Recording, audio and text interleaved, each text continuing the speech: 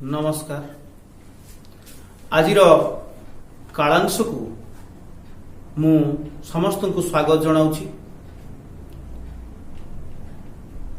एई कालांशर प्रथम रे आलोचना पूर्वरु मु एक श्लोक आवृत्ति करने को चाहूँगी। जावत् स्थास्यन्ति गिरयः सरितश्च महितले तावत् रामायण कथा लोकेषु प्रचरिष्यति।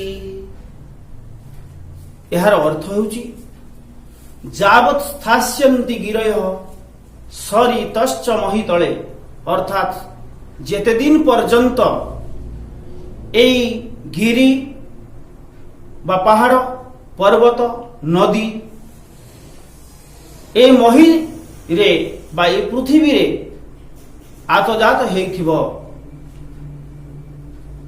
तावत रामायण कथा सेते दिन पर्यंत एई रामंकर कथा बा रामायण कथा ये लोकरे प्रचार होउथबो।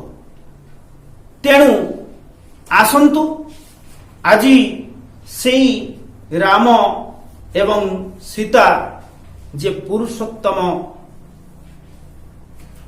सत्य पालन करता रामचंद्र जे कि थिले अत्यंत प्रजानुरंजक, से तांकर विषय ने एक आलोचनार विषय वस्तु अच्छी जोटा कि आम पाठ्यर अंतर्गत सीताया वन गमनम, अर्थात सीतांकर वन गमन विषय रे एई होची आलोच्य पाठ्यांश। तो आमे समस्ते जानिथिबा जे स्वामी आ स्त्री ए दीटा होची गोटिए गाड़ीर दुईटा चक सदृश। जदि गोटिए चक पंक्चर हो जाए ताहले गोटिए चकरे जेमिति चलिबा पई सक्षम हो पारेनी गाड़ीटी, ठीक सेमिति ए संसार रे स्वामी स्त्री रो मध्य ठीक सही परि आवश्यकता रही। आउ स्वामी स्त्री भितरे थिबा संपर्क किपरि भावरे अविच्छेद्य से विषय रे एई सीतांक वनगमन विषय ही जना पड़ी थाए।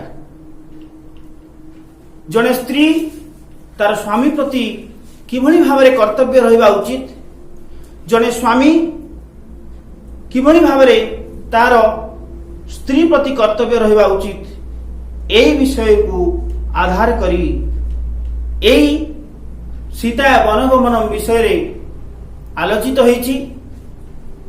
जने उत्तम स्त्रीर स्वामी भक्ति। तेणु एई विषय आरंभ करिमा।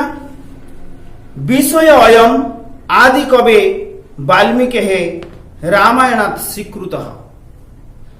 एई विषय अयम एही विषयटी आदि कवे वाल्मीकि, अर्थात आदि कवि होउछन्ति वाल्मीकि। सेई वाल्मीकिंकर रामायणात् स्वीकृतः, रामायणरु स्वीकृत होइछि। रामायणस्य कथा नितरां रम्या, अर्थात रामायण रो कथा होउछि, कहानी होउछि नितरां रम्या, अत्यंत भावरे सुंदर। ततः सुष्ठु कथ्यते, तेणु सेथिपाई कहा जाइछि कोन ना रम्या रामायणी कथा, अर्थात एई रम्या होउछि अत्यंत सुंदर ए रामायण कथा। अपिच मनुष्याणाम आचार विचार विषय आहुरी मध्य ए मनुष्य मानकर आचार विचार विषय रे रामायणम आदर्श स्थानीय ए रामायण ग्रंथ होची एक आदर्श स्थानीय ग्रंथ। एठी जेते प्रकार चरित्र आमे देखू समस्त चरित्र गुड़िक होची एक आदर्श चरित्र। तेणु से आदर्श चरित्र को आमे पढ़िया को जाई पढ़ु कौन रामस्तु मर्यादावान आदर्श पुरुष। राम होउछंती मर्यादावान जने आदर्श पुरुष। कैकेयी सत्योपासनबद्ध कैकेयींकर सत्य द्वारा आबद्ध होई दशरथ रामं बनाय प्रेषितवान। दशरथ रामं को वन को पठेई देथिले। सीतापि पत्या रामेण सह वनं गन्तुम ऐच्छत् गतवती च। सीता मध्य पत्न्या अर्थात रामेण सह पति बा स्वामी रामचंद्रଙ୍କ सहित वनं गन्तुम ऐच्छत् वन को जीवा पई इच्छा करथिले एवं गतवती च एवं जाइथिले मध्य। तो एई जो विषय रे एठी वर्णित होईची समस्ते प्राय रामायण विषय अवगत थिबे। जेते बेले राम राति पाहिले राम अयोध्या रे राजा भाव रे अभिषिक्त हेबे एवं समग्र अयोध्या नगरी साज सज्जारे परिपूर्ण होईची। समस्त प्रजाकुल आनंद उत्सव रे मशगुल होइछंती जे रामचंद्रंकर राज्याभिषेक हब। सी युवराज पदरे अधिष्ठित हेबे।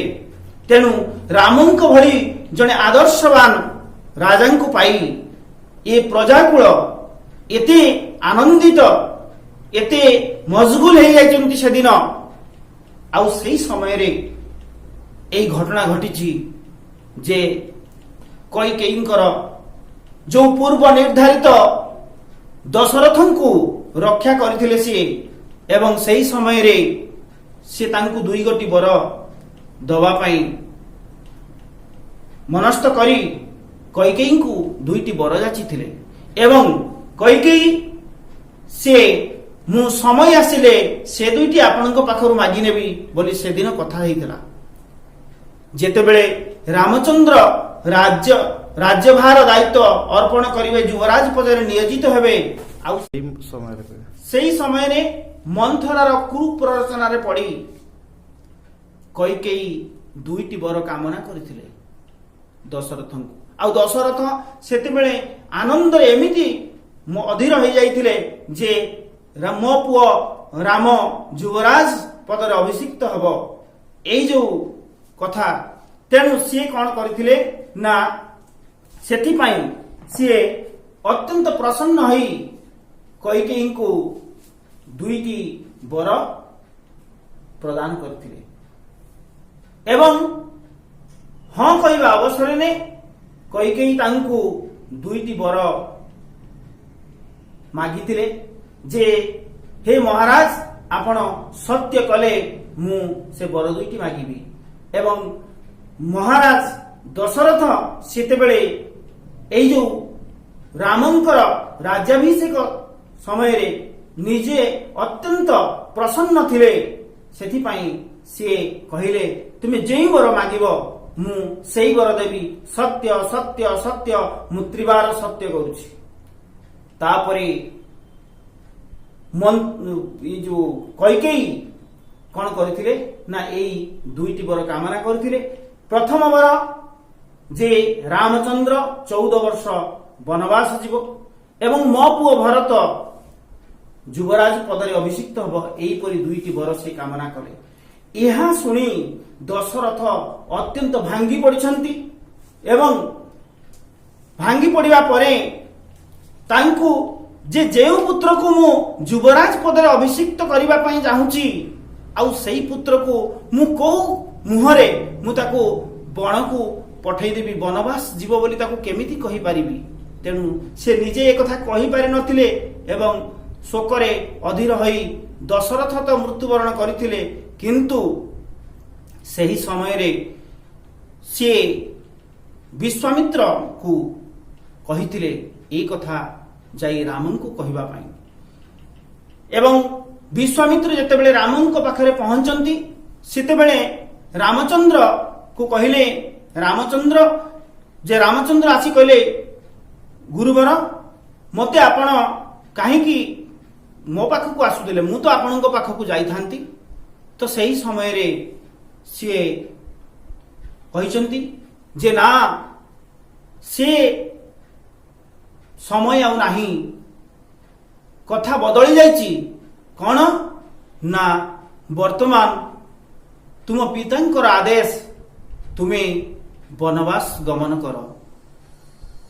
ବିନା ଆପତ୍ତିରେ ବିନା ଅଜରରେ ରାମଚନ୍ଦ୍ର ଯେ କିଭଳି ଭାବରେ ଯିଏକି ରାଜା ହେବାର ପ୍ରୟାସ ନେଇ ତାଙ୍କର ମଧ୍ୟ ହୃଦୟରେ ଆକାଂକ୍ଷା ଜାଗୃତ ହୋଇଥିବ, କିନ୍ତୁ ଯେହେତୁ ପିତାଙ୍କର ଆଦେଶ ତାକୁ ମଥାରେ ବହନ କରି ସିଏ କିଛି ମାତ୍ର ବିଳମ୍ବ ନ କରି ଯଥା ଆଜ୍ଞା ଗୁରୁଦେବ ବୋଲି କହିକି ସେ ଯାଇଛନ୍ତି। ଏବଂ ଯାଇକିରି ଯେତେବେଳେ ସୀତାଙ୍କୁ କିପରି ଏହି କଥା କହିବେ ଯେ ଯେଉଁ ରାମ ଯୁବରାଜ ପଦରେ ନିୟୋଜିତ ହେବା କଥା, ସମଗ୍ର ଅଯୋଧ୍ୟା ନଗରୀ ଯେପରି ମାତି ଉଠିଛି, ପ୍ରଜାମାନେ ସମସ୍ତେ ମଜଗୁଲ ହେଇଛନ୍ତି, ସମସ୍ତ କକ୍ଷ ସାଜସଜ୍ଜାରେ ପରିପୂର୍ଣ୍ଣ। ତ ସେହି ସମୟରେ ରାମଚନ୍ଦ୍ର ଯାଉଛନ୍ତି କୋଉଠିକି ନା ତାଙ୍କର କକ୍ଷକୁ, ଯେଉଁଠି ମାତା ସୀତା ସେଠାରେ ତାଙ୍କୁ ଅପେକ୍ଷା କରିଛନ୍ତି। ଏବଂ ସିଏ କିଭଳି ଭାବରେ ନିଜକୁ ଯାଉଛନ୍ତି, ସୀତାଙ୍କ କିଭଳି କୋଉ ଭାଷା କହିକି, କୋଉ ଭାଷାରେ ତାଙ୍କୁ ମୁଁ ଏହି କଥା କହିବି, ତାଙ୍କ ମନରେ ଭାଷା ଉଠୁନାହିଁ। ଏଇଭଳି ଏକ ଅବସ୍ଥାରେ ରାମଚନ୍ଦ୍ର ଯାଉଛନ୍ତି ସୀତା ଯୋଉଠି ଥିବା ଗୃହକୁ ଅନୁମତି ମାଗିବା ପାଇଁ ଯେ ମୁଁ ପିତାଙ୍କର ଆଦେଶରେ ମୁଁ ବନବାସ ଗମନ କରୁଛି। ଏହି ସମୟର ଘଟଣାକୁ ବର୍ଣ୍ଣନା କରାଇଛି ଏଠି ପ୍ରଥମ ଶ୍ଲୋକ ମାଧ୍ୟମରେ। ଯେ ପ୍ରଥମ ଶ୍ଲୋକ ହେଉଛି ପ୍ରବିବେଶାଥ ରାମସ୍ତୁ ସ୍ୱବେଶ୍ମସୁ ବିଭୂଷିତଂ ପ୍ରହୃଷ୍ଟ ଜନ ସମ୍ପୂର୍ଣ୍ଣଂ ହିରିୟା କିଞ୍ଚିତ୍ ଅବାଙ୍ଗୁଖ। ଅର୍ଥାତ୍ ପ୍ରବିବେଶ ଅଥ ରାମସ୍ତୁ, ଅର୍ଥାତ୍ ମାନେ ଏହାପରେ ରାମସ୍ତୁ, ରାମ ଯୁକ୍ତ ତୁ, କିଞ୍ଚିତ୍ ଅବାଙ୍ଗୁଖ, କିଞ୍ଚିତ୍ ଯୁକ୍ତ ଅବାକ୍ ଯୁକ୍ତ ମୁଖ, ଏତିକି ସନ୍ଧି ଅଛି ଏଥିରେ। ତେଣୁ ସେ କହୁଛନ୍ତି ଏହାପରେ ରାମଚନ୍ଦ୍ର କଣ କଲେ ନା ହ୍ରିୟା କିଞ୍ଚିତ୍ ଅବାଙ୍ଗୁଖ, ମାନେ ଲଜ୍ଜାରେ ଟିକିଏ ତଳକୁ ମୁହଁ କରି ଏହି ଆନନ୍ଦିତ ଜନ ମାନସ ପରିପୂର୍ଣ୍ଣ ଆଉ ସମସ୍ତ ଅଯୋଧ୍ୟା ନଗରୀ ଯୋଉଠିକି ମଜଗୁଲ ହେଇଛନ୍ତି ପ୍ରଜାମାନେ ଖୁସିରେ, ସେଇଭଳି ସମୟରେ ସୁବିଭୂଷିତମ୍, ସୁସଜ୍ଜିତ ହୋଇଥିବା ନିଜର ସେହି ପ୍ରକୋଷ୍ଠକୁ ସିଏ ଗମନ କରୁଛନ୍ତି ବା ପ୍ରବେଶ କରୁଛନ୍ତି। ତ ନା ଯେତେବେଳେ ଏହାର ବିଶାଳ ଅର୍ଥ, ବିଶଦ ଅର୍ଥ ମୁଁ ଟିକେ କହି ରଖୁଛି। ଯେତେବେଳେ ରାଜ ଦରବାରରେ ନିଷ୍ପତ୍ତି ହେଇଯାଇଛି କଣ ନା ରାମଚନ୍ଦ୍ର ଅଯୋଧ୍ୟାରେ ମାନେ ରାଜା ହେବେ, ରାଜା ଭାବରେ ଅଭିଷିକ୍ତ ହେବେ। ଆଉ ସେଇ ଅଯୋଧ୍ୟା ନଗରୀ କିଭଳି ଭାବରେ ସାଜସଜ୍ଜାରେ ମାନେ ଝଟକି ଉଠୁଛି आनंद कोलाहल समस्ते मुखरित। श्रीरामंकर स्वागत संबर्धना लक्ष्य नहीं निज निज सुसज्जित गृह निकट समवेत होती। यही समय रे रामचंद्र कौन करुछंती ना लज्जारे तलकु मुह करी गृह मध्य को प्रवेश करुछंती। तांको श्रीमुख विषादपूर्ण हो जाइछि। आउ को विषय रे सी तांको जणैबे सीता को ना महाराज दशरथ को जो बर कैकेयी प्रार्थना करथिले सेही विषय रे सीता को समस्त जिनिष अवगत करैबा उद्देश्य रे से प्रवेश करुछंती। से तापरे द्वितीय श्लोक कौन है? अथ सीता समुत्पत्य वेपमाना च तं पतिम् अपश्य सकसंतप्तं चिंता व्याकुलितेन्द्रियम्। अथ सीता समुत्पत्य वेपमाना च तं पतिम् अपश्य सकसंतप्तं चिंता व्याकुलित इंद्रियम। अर्थात यहाँ पर सीता कौन करुछंती ना देखुचंती रामचंद्र किपरि थरी बेपमान थरी थरी से केमिति पाखरे पहुंची दुखरे अत्यंत उद्विग्न हे पड़छंती। चिंतारे तांकर इंद्रिय बा तांको मुखमंडल कि मते चिंता व्याकुलित थिला परि जणा पड़ुची। सही बड़ी अवस्था रे सीता को ना रामन को दर्शन करुछंती माता सीता। तेणु जेते बेले रामचंद्र तांको गृह को प्रवेश करुछंती माता सीता उठी पड़ुछंती आसनरु निज बसिथिबा आसनरु उठी पड़ुछंती। अथ सीता समुत्पत्य हैं व्यपमाना च तं पतिं व्यपमाना जमिति कि रामचंद्र थरुचंती तांकु जणा पड़ुची। से थरुथिबा समय रे व्यपमाना च तं पतिं हैं अपश्य माने देखिले से कौन देखिले ना शोक संतप्त से केमिति शोकरे जर्जरित हो जाइछंती। तांको मुखमंडल केमिति माने कला पड़ी जाइछि। जो मुखमंडल ज्योति निर्गत होउथिबा परि सूर्यवंशी सम्राट रामचंद्र जो दीप्ति तेज दीप्ति तांको मुखरु निसृत होइथाय से ज्योति आउ तांको मुखमंडल रे नाही। से जेमिति गोटे चिंता व्याकुलित होई पड़िचंती। तो सेही भली एक स्वामी को सी अवलोकन करुचंती। से उठी पड़िकरी जेतेबेले देखुचंती रामचंद्र को सेतेबेले तांको एही भली प्रतीयमान होउछि। तेणु स्वामी को दुखरे सीता केमिति एठारे अस्थिरता प्रकाश करिसंती। जणे उत्तम स्त्री भावरे स्वामी को प्रति थिबा जो सम्मान एठारे परिदृष्ट होइथाय। तापरे आमे तृतीय श्लोक बुझिबा। एठी अपश्य शोक संतप्तम अपश्यत युक्त शोक संतप्तम संधि होइछि। चिंता व्याकुलित इंद्रियम चिंता व्याकुलित युक्त इंद्रियम एई भली। तापरे तृतीय श्लोक आमे पाठ करिबा। तां दृष्ट्वा सहि धर्मात्मा न शशाक मनगतम् तं शोकं राघवः षडुं ततः विवृततांगत। तां दृष्ट्वा सहि धर्मात्मा न शशाक मनगतम् त्वं शोकं राघवं षडुं ततः विवृततांगत। जे तां दृष्ट्वा माने ताहांकु देखी बा सही धर्मात्मा से ही धर्मात्मा न शशाक मनगतम अर्थात निजर मन को से धरी रखी पारे नहीं। निज मन को कंट्रोल करि पाले नाही, निज मन को आयत्त रे आनी पाले नाही। सी तों सकं राघवं षडुं ततः विभूत तांगत।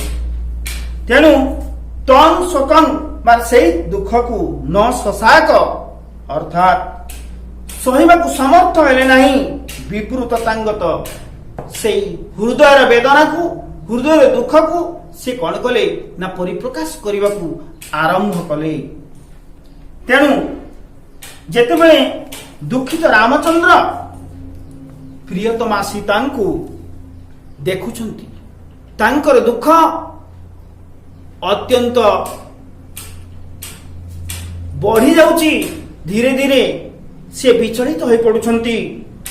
मानसिक दुख को जेतेबेले प्रिय व्यक्ति सम्मुख रे प्रकाश करा जाए सेतेबेले दुख लाघव होता है। जेतेबेले आमे अत्यंत निजर गोपनीय कथा को आमे कहा को प्रकाश करू, निजर प्रिय अति प्रिय जहा को आमे भाबू आमे ताकू ही प्रकाश करिथाउ।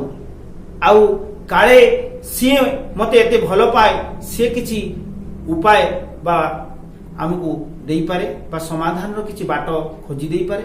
सेति पाई रामचंद्र जेतेबेले निज पत्नी सीता को निजर अर्धांगिनी भावने सेई प्रियजन को परिप्रकाश करिवार समय उपनीत होईची एवं निजर मनोभाव को सी परिप्रकाश करुचंती। धर्मपरायण रामचंद्र कौन करिसंती ना पितृसत्य पालन पाई जो उद्यत होइथिले मध्य सेई आकस्मिक दुख को से सह्य करि पारि नथिले।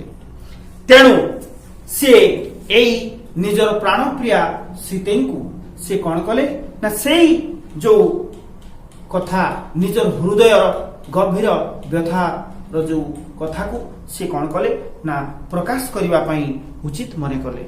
आउ तापरे कौन है देखंतु,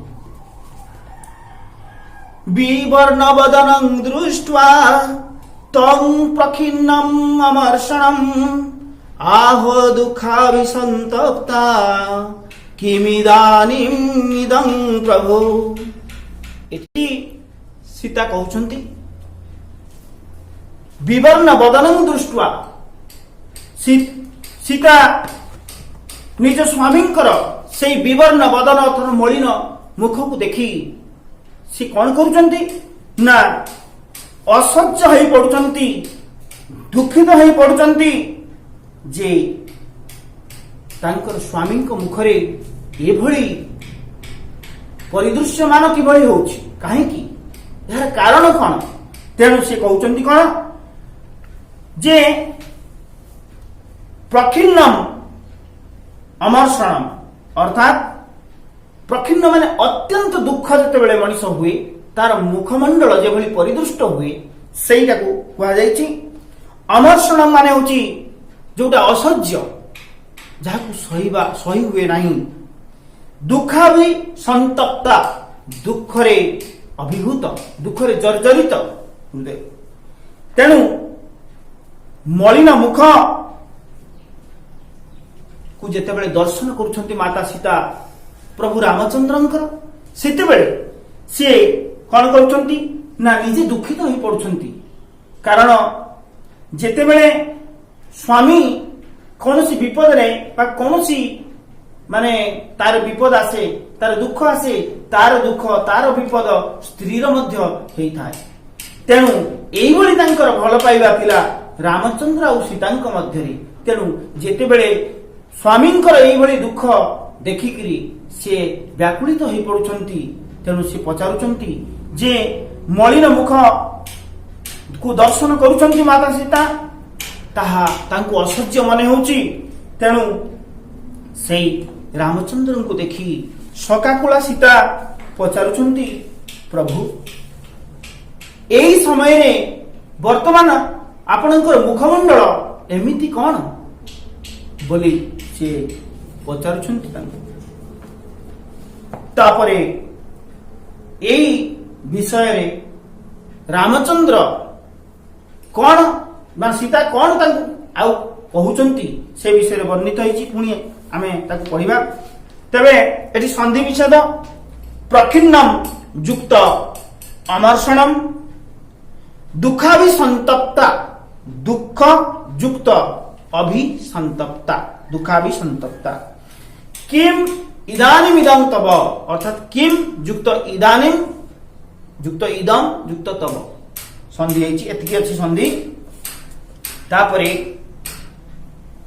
5 नंबर श्लोक वर्तमान आमे पढ़िबा अभिषेक जदा सज्ज किमिदानीम इदं तव अपूर्व मुखवर्णश्च न प्रहर्षश्च लक्ष्यते अभिषेक जदा सव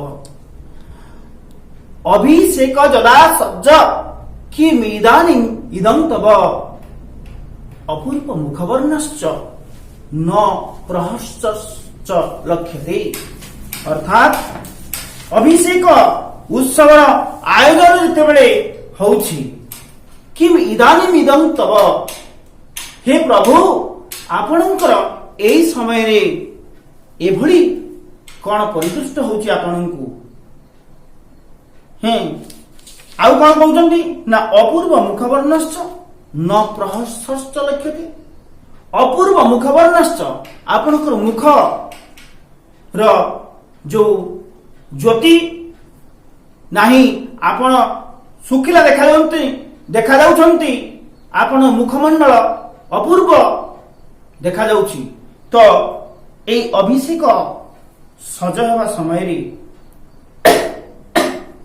अर्थात अभिषेक उत्सव आयोजन हेबा समय रे तुमर आपणकर ये की अवस्था प्रभु पूर्वर जो मुखवर्ण आपणकर आउ परिदृश्यमान हो नहीं देखि पारु नहीं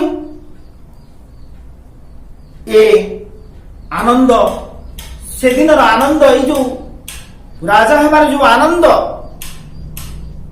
सृष्टि हवा कथा आपणक मन एवं हृदय रे तथा मुखरे कहीं तामु लक्ष्य करि पारु नहीं तेणु विस्मित होई पचारुचंती रामचंद्रन को जे राजपदरे अभिषिक्त होगा कथा ये तो अत्यंत आनंदर गौरवर विषय तेणु ये जो आपणकर राज्याभिषेक उत्सव आयोजित होउची राति पाइले आपणकर राज्याभिषेक हबो आ एई समय रे आपणको तो आनंद रे मजगुल हे जिबा कथा समग्र प्रजाकुल किबळी आनंद रे मजगुल हे चंती एवं ये राजसभा बा केमिति होची अपूर्व सुसज्जित हो जाइछि तो सही समय रे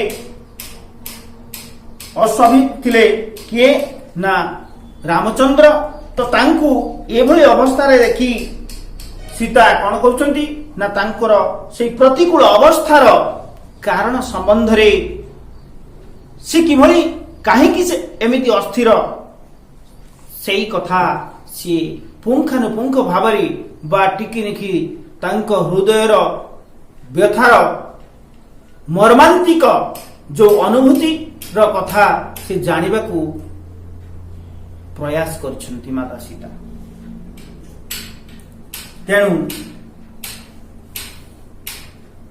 इतिव विलपन्तिं तं प्रवाच रघुनन्दन सीते तत्र भवान् स्तात प्रव्राजयति मां वनम् जे इतिव विलपन्तिं तां प्रवाच रघुनन्दन एई बळी इच्छा करुथिबा इच्छा प्रकाश करुथिबा इतिव विलपन्तिं तां माने तांकु से तांकु प्रवाच रघुनंदन उवाच प्रयुक्त उवाच प्रवाच रघुनंदन रघुनंदन रामचंद्र तो सेही भली इच्छा करुथिबा जिज्ञासा करुथिबा जे स्वामींकर एभली अवस्था कोन हेची तो सेही कारण जानिबा निमंते जेतेबेले सीता प्रयास करछंती तांकु प्रबोधना देकी तांकु सांत्वना देकी से एई कथा से कहउछंती इतिव विलपन्तिं तां प्रवाच रघुनंदन तांकु कहउछंती रघुनंदन रामचंद्र सीते तत्र भवान स्तातः प्रव्राजयति मां वनम। हे सीते, मोर पूज्य पिता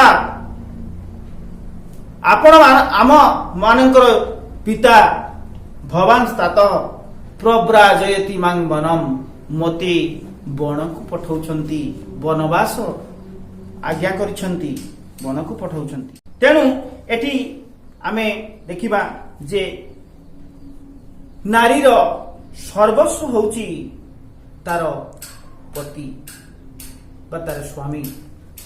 तेणु प्रति रामचंद्र बा स्वामी रामचंद्र जेतेबेले कौन करुचंती, दुखार्त अछंती, सेतेबेले पत्नी सीता कौन थय धरी पारि थांते। एणु से कौन कले ना तांको दुखरे अभिभूत हई सिए मध्य निजे क्रंदन करने को लगिले। तेणु रामचंद्र कौन कले ना सीता को आश्वस्त करबा पई प्रकृत घटनाटी को सी अति संक्षिप्त भावरे तोली धरिछंती सीतांको सम्मुखरे। आउ से कहउचंती जे जेउ पिता आमर पिता अयोध्यार राजा जी दशरथ सी सिंहासन रे तांको अभिषिक्त करिबा पई निष्पत्ति नैथिले, किंतु सेई पिता मातांको प्ररचना रे कौन करछंती ना वनवास करिबाकू आदेश दैछंती वर्तमान। तेणु एईटा होउची तांकु सीतांकु से अवगत करैछंती। तेणु इतिव इतियुक्त इव प्रोवाच प्रयुक्त उवाच एई भली एटी संधि अछि। तेणु एई भली भाबरे सीतांकु से संक्षिप्त रे एहार कारण वर्णना करछंती। जो सीतांकर इच्छा थिला जे ए रामचंद्रंक विषय रे जानिबा पई, तांकर दुख कोउटी रही गला जे सेई विषय रे जेतेबेले तांको दुख रे समभागी होई तांकु ए प्रश्न पचारन्ते रामचंद्र संक्षिप्त भावरे एई कथा एठी वर्णना करछंती जे हे सीते तत्र भवान स्तातः प्रव्राजयति मां वनम। हे सीते, मते सेई पिता मातांकर जिज्ञासारे मते वन को पठेई दैछंती। तेणु या परे कौन हेछि आमे परवर्ती अध्याय रे आलोचना करिबा। तेणु आज तो समय हो जाइछि, तेणु आज पाई मते विदाय दियंतु। सर्वे भवन्तु सुखिनः, सर्वे सन्तु निरामया, सर्वे भद्राणि पश्यन्तु, मा कश्चित् दुःखभाग् भवेत्। ओम शांति शांति शांति।